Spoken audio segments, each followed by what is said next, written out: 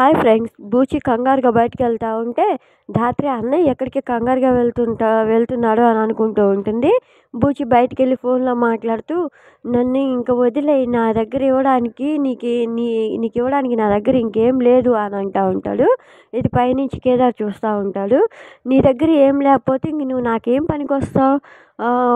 నువ్వు ఈ మాట చెప్తే నేను నిన్ను వదిలేది లేదు. నువ్వు నాకు అర్జెంటుగా 50 లక్షలు తెచ్చి ఇవ్వకపోతే వీడియోని నిన్ను ఒక్కసారే బయటకు వదులుతాను అని అమ్మాయి బెదిరిస్తూ ఉంటుంది.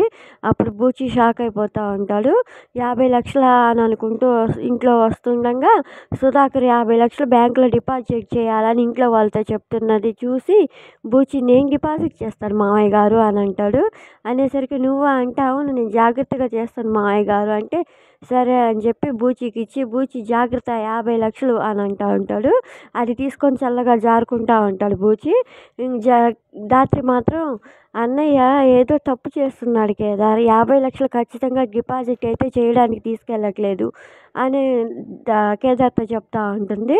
అది తీసుకెళ్ళి ఆ అమ్మాయికి ఇస్తాడు బూచి. ఆ అమ్మాయి సంతోషపడతా ఉంటుంది. ఇంకా ఇది ఫ్రెండ్స్ ప్రోమో. మీకు కనుక ప్రోమో నచ్చినట్లయితే ప్లీజ్ లైక్ చేయండి, సబ్స్క్రైబ్ చేయండి. Thank you for watching friends.